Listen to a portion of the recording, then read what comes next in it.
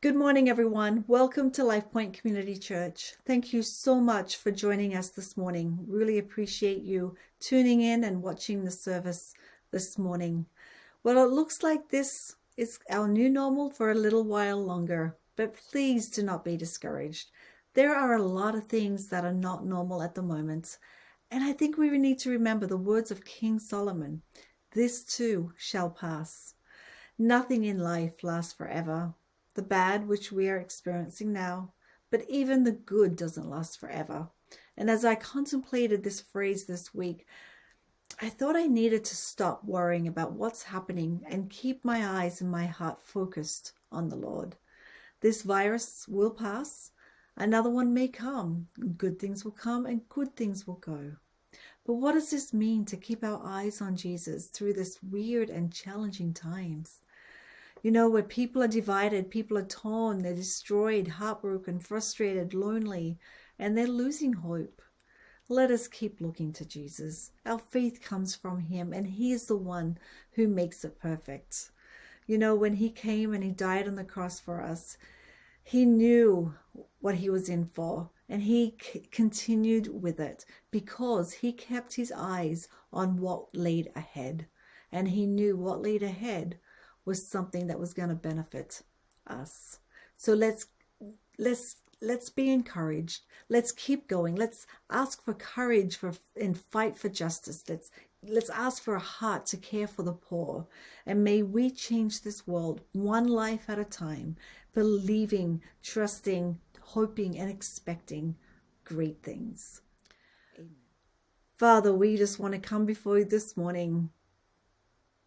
We're living in such a divided country. We are living in such a divided times. We're living in fear. We're living in frustration. We're living in such a really challenging time right now. And Lord, we need you to come and comfort us. We need your peace. We need your guidance. We need discernment on what to do.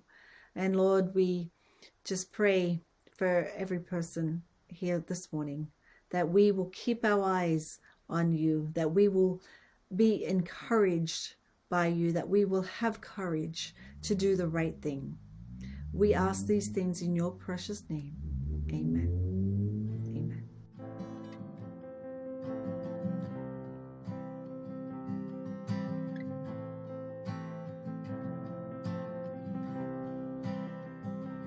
I believe in the sun. I believe in the risen one. I believe I overcome by the power of his blood. Amen. Amen. I'm alive because he lives. Amen. Let my song join the one that never ends, because he lives. Because he lives. I was dead in the grave. I was covered in sin and shame. I heard mercy call my name. He rolled the stone away. Amen. Amen.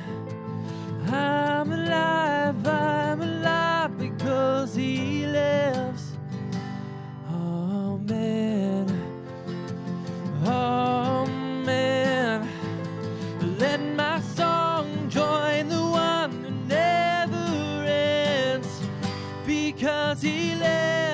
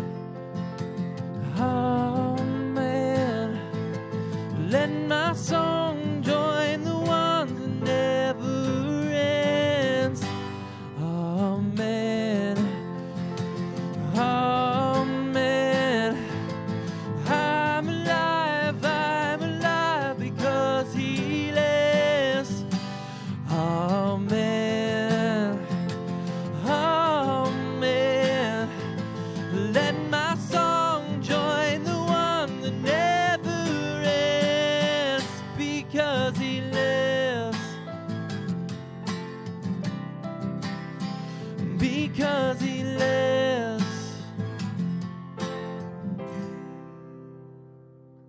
Thanks, guys. Good morning, friends. So, we're working our way through the Gospel according to St. Luke, and we're in the end of chapter 9, where Jesus says something really interesting. Luke tells us that Jesus said to his disciples, "Listen carefully to what I'm about to tell you." So when Jesus says, "Listen carefully," that's a clue that Jesus is about to say something that his disciples simply don't want to hear. And for me, that's original Christianity in a nutshell. A lot of the things that Jesus said were profoundly unpalatable in their original context, and they're still unpalatable today. Christianity, from a certain point of view, is not easy, not at all.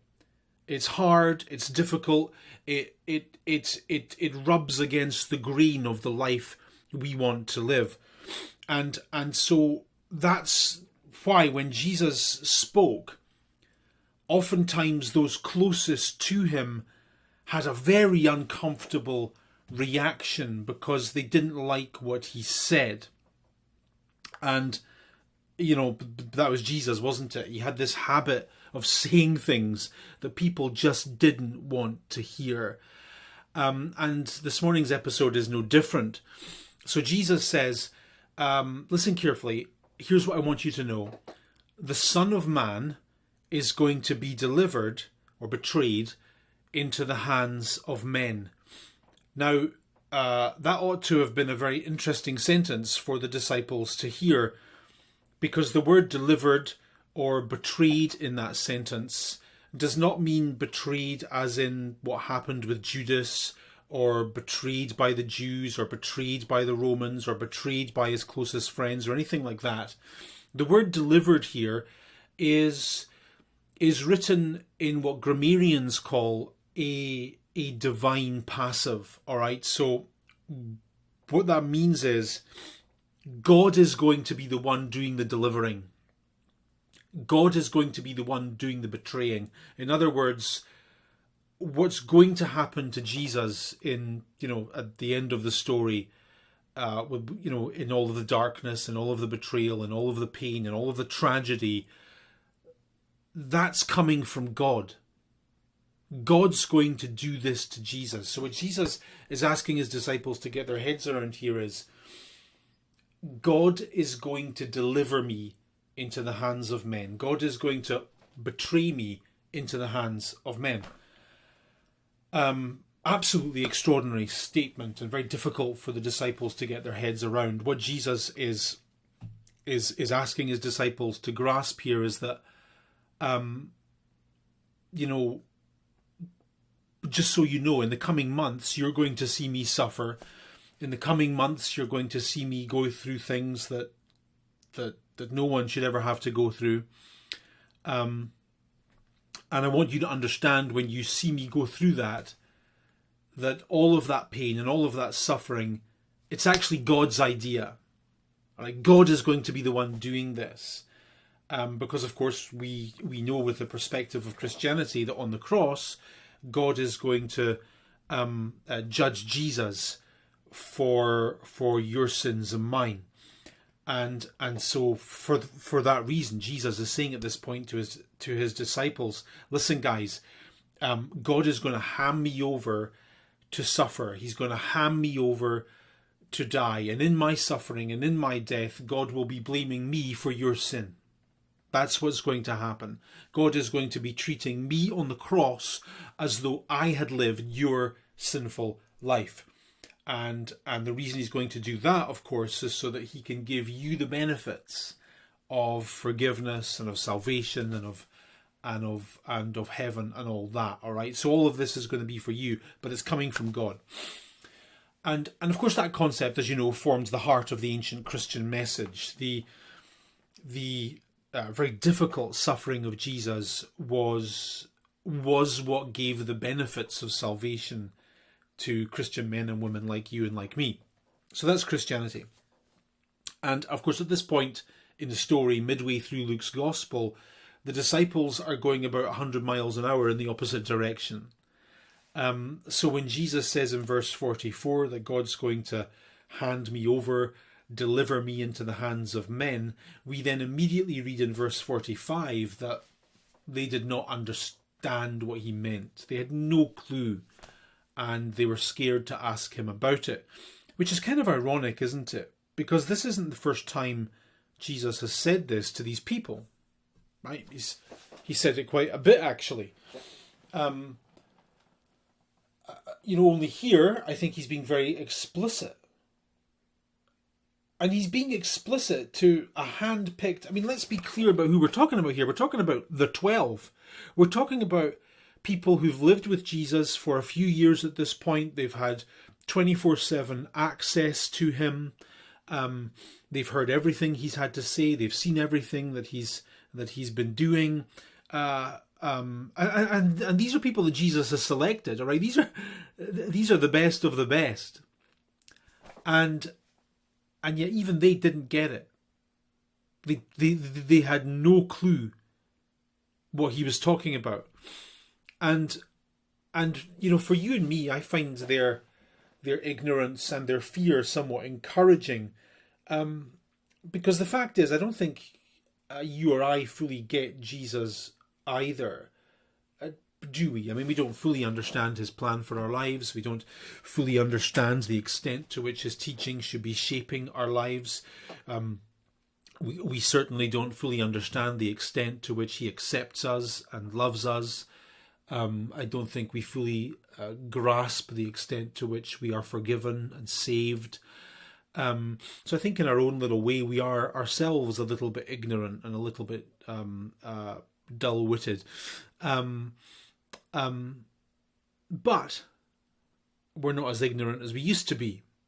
And we know more than we used to know, and we understand more than we used to understand. As we journey, like the disciples are journeying from ignorance to understanding, from sin to heaven, we believe, of course, that God is very patient with us. It's one of God's attributes, actually.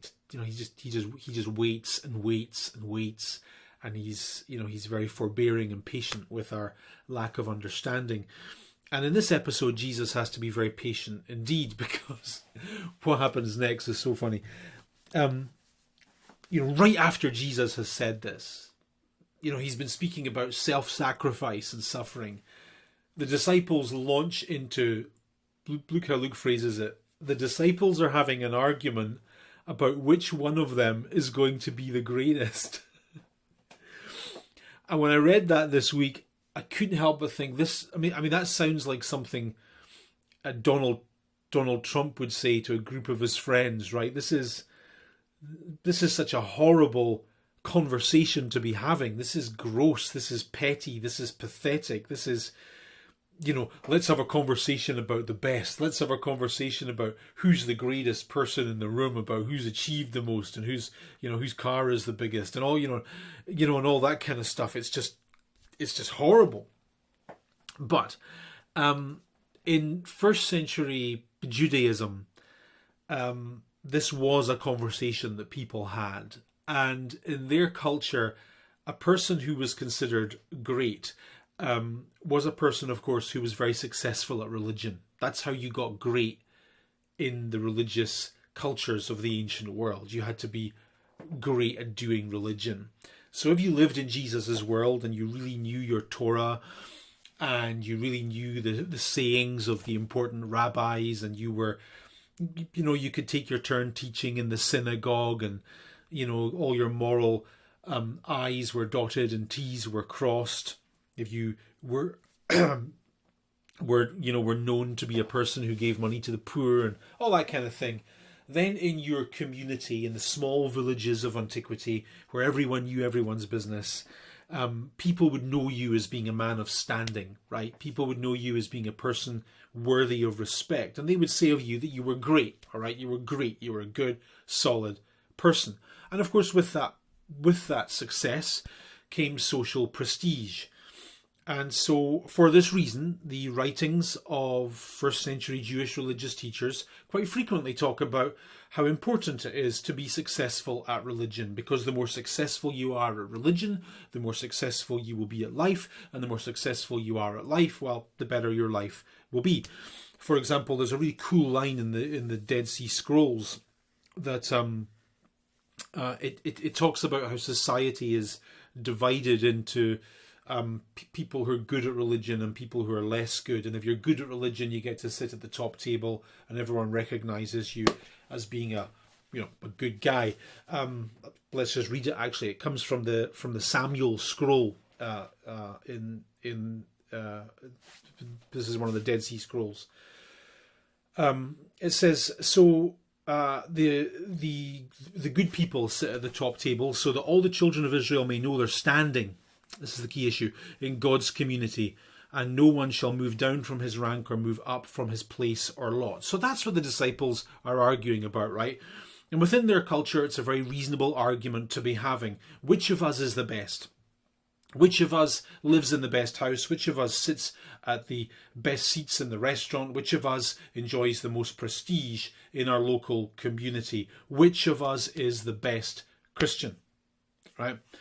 And I suppose it's easy enough to imagine what their conversation would have sounded like. Perhaps Peter might have said, well, I'm the best because I was the first person to recognize that Jesus was the Messiah. And perhaps John might have said, well, I'm the best because I'm the best at praying. And perhaps Matthew would have said, well, I'm the best because I'm best at handling money and all that kind of stuff. And they would have gone on and on and on like this, because as first century Jews, it's very important for them to have a good reputation in their community.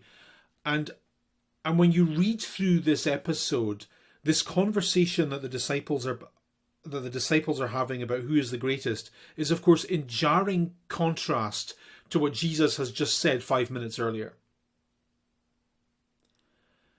He's just told them in no uncertain terms that this Jesus movement to which they belong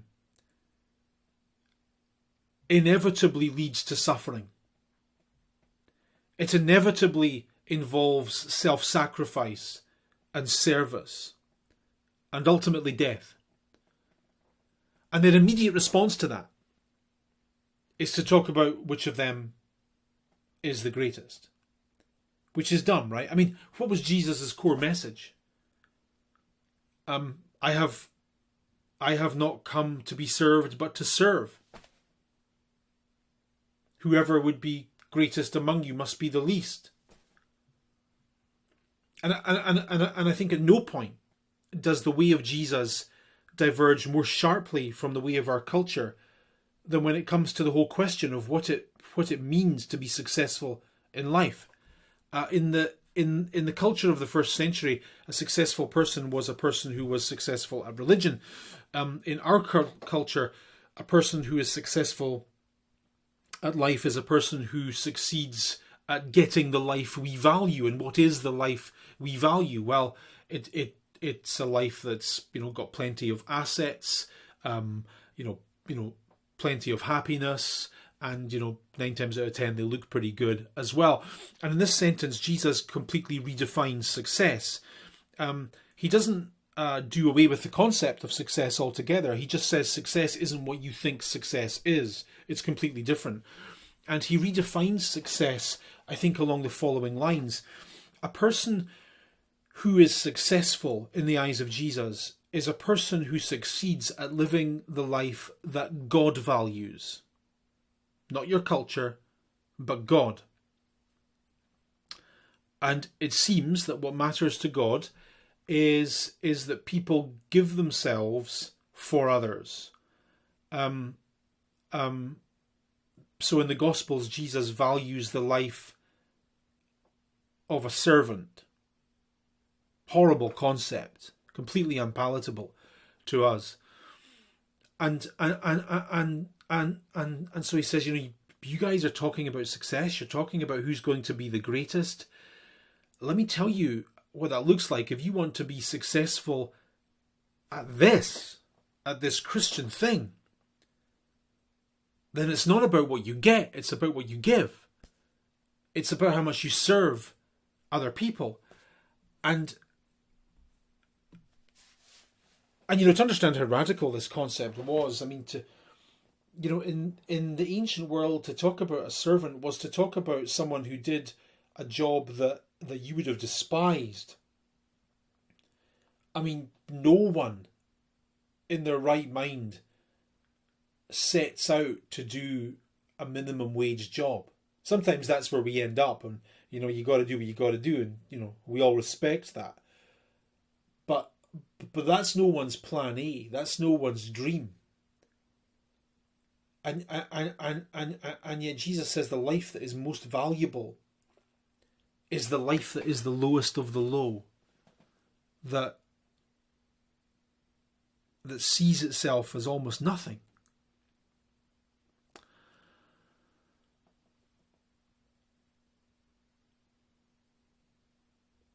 And yet this is the core of Jesus' teaching.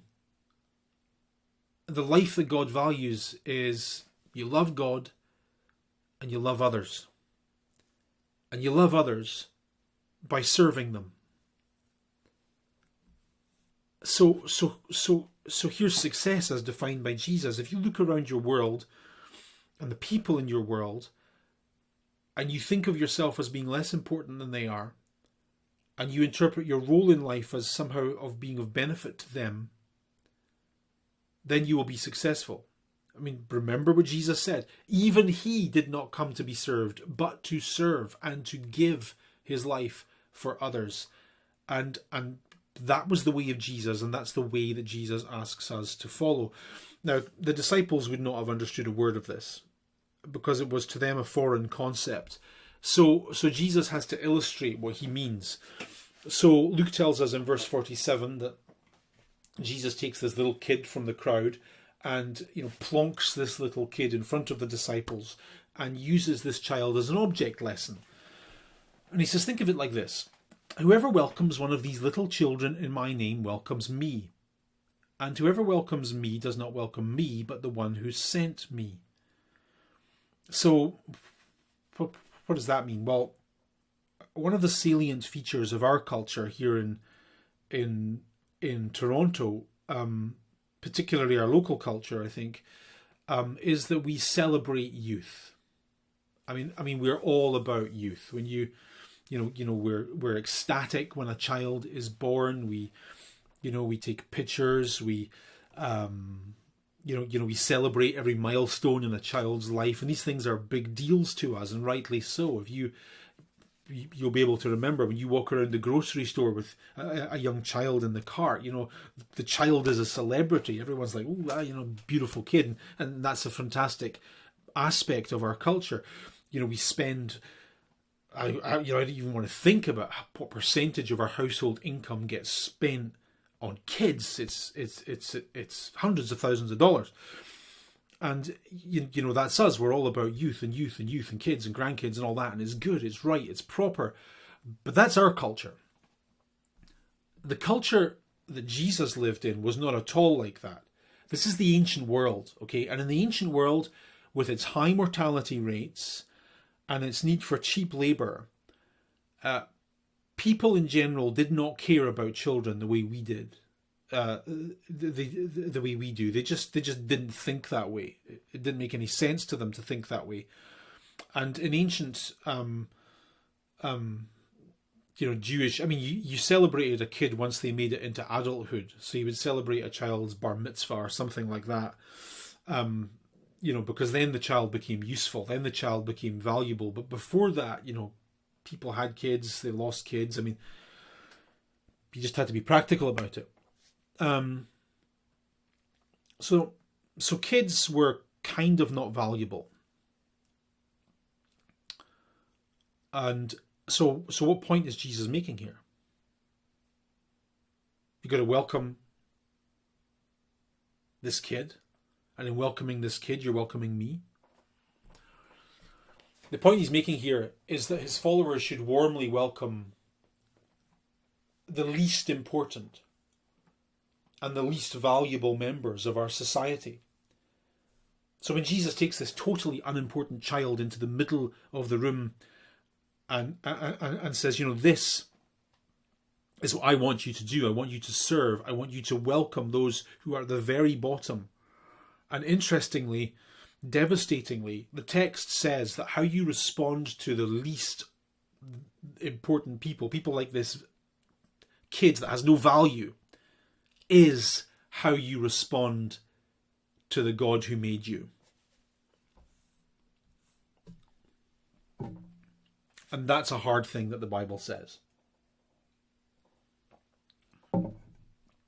I think contemporary Christianity is a vertical practice in spirituality. What I mean by that is we think it's between us and God. That's 21st century faith. It's me and my prayers to God. It's me and my Bible study to God. It's me and my beliefs to God. And it's between me and God. And I don't think that's the way it's meant to be. I don't think Jesus wants him to...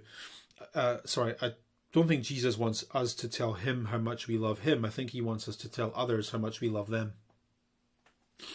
I don't think Jesus wants us to spend hours of our lives praying. I think he wants us to spend hours of our lives having coffee with people who are hurting, listening to their struggles on the phone, connecting with them online. I think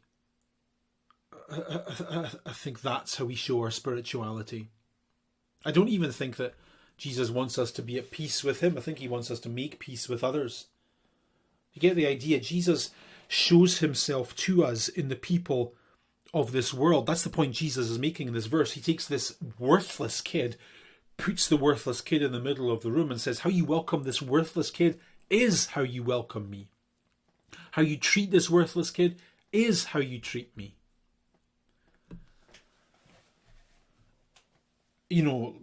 Just like you, many times in my life I've used the rather cheesy, pointless phrase that Christianity isn't a religion, it's a relationship. Remember that phrase that we used to use all the time? Christianity is a relationship.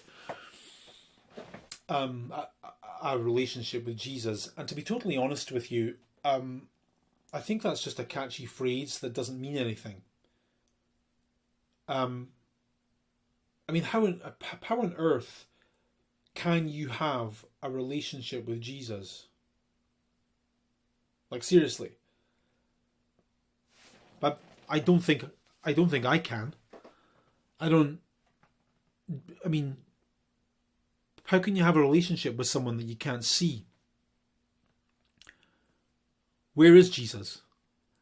I've never seen him in any sense. I don't know Jesus in the normal sense of knowing someone. And so by any stretch of the imagination, it's pretty hard to have a relationship with someone that you can't see and that you don't know all that well. But you can see the people you live with. You can see your neighbours. You can see the people in your community. You can see the people who are hurting and struggling and suffering and in need of help. And that's the point Jesus is making here. How you relate to them is how you relate to me. And so Christianity would say this to you and to me. Christianity would say, I can see you, and so I have a need to treat you well. When you wrong me, I have a need to forgive you. When you hurt me, I have a need to let it go. When you are struggling, I have a need to pull alongside you and offer you comfort and hope. When you're lost, I have a need to pull alongside you and offer you guidance and direction. Because, here's the point, how I treat you is my relationship to Jesus. We don't express our relationship with God by praying a lot, or by reading our Bibles a lot, or by coming to church a lot. We think we do, but we don't. How many people have you met in your life that come to church every Sunday in a three-piece suit and they carry a big Bible and they say their prayers, but they're horrible? They're horrible. How many people in your life have you met like that? Christianity is not meant to be that way. It's meant to be my relationship with Jesus is how I treat other people. So is Christianity a relationship with God? Yeah, of course it is. Of course it is. But we express that relationship primarily in how we treat our fellow human beings. God bless you. Thank you for joining us today. See you next Sunday.